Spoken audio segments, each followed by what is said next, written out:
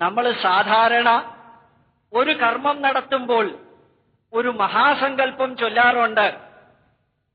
ആ മഹാസങ്കല്പത്തിൽ ഒരു വരിയുണ്ട്: ആദിവിഷ്ണു ആദിനാരായണസ്യ അചിന്യയ അപരിമിതയാ ശക്തിയ മ്രിയമാണസ്യ അനേക കോടി ബ്രഹ്മാണ്ഡാനാം മധ്യേ പൃഥിവ്യാപ്തേജവായു ആകാശ അഹങ്കാരാദി മഹദവ്യക്തൈഹി ആവരണൈഹി ആവൃതേ അസ്മിൻ മഹതി ബ്രഹ്മാണ്ഡമണ്ഡലേ.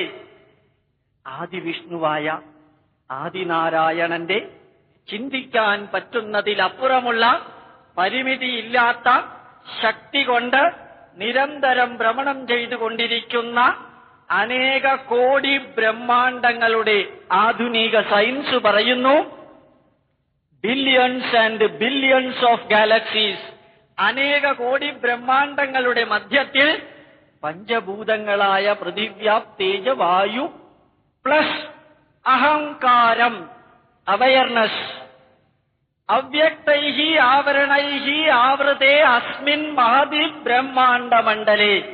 ഈ മഹത്തായ ബ്രഹ്മാണ്ഡമണ്ഡലത്തിൽ സഹസ്രശീർഷ പുരുഷ സഹസ്രാക്ഷ സഹസ്രപാദ് സഭൂമിം വിശ്വതോ വൃത്വാ അത്യതിഷ്ഠദശാംഗുലം പുരുഷ ഏവേദം സർവം യദ്ഭൂതം യച്ച ഭവ്യം ഉദാമൃതത്വശേഷാനോ.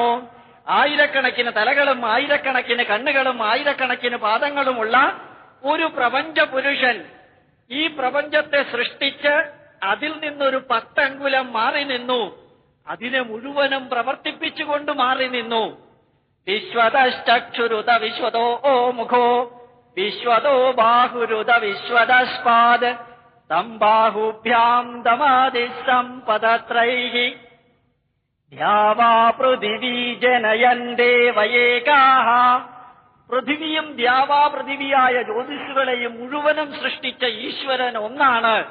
അനാദിമധ്യാന്തമനന്തവീര്യം നന്ദം ന മധ്യം ന പുനസ്തവാദിം.